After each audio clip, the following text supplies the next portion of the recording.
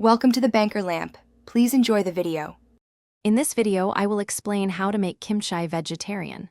First, gather your key ingredients. You'll need 1 large head of napa cabbage, about 3 pounds, and a 1/4 cup of coarse sea salt. For the paste, prepare 1 cup of gochugaru, 6 cloves of minced garlic, and a 2-inch piece of grated ginger. Don't forget a 1/4 cup of vegetarian fish sauce substitute for that savory depth. Next, let's prepare the napa cabbage.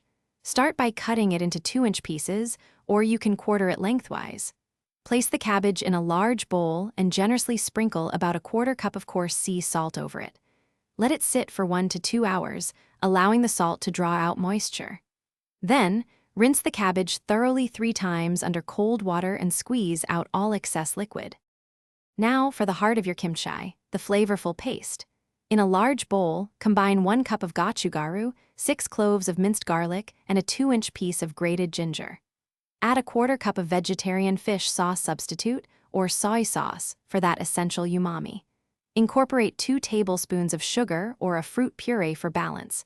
You can also mix in 1 cup of shredded carrots and 4 chopped scallions.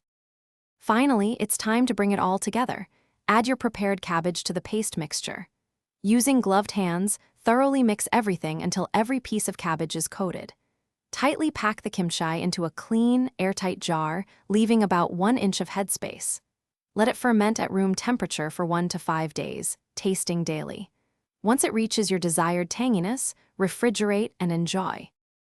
Thanks for watching. If this was helpful, leave a like and consider subscribing. See you next time.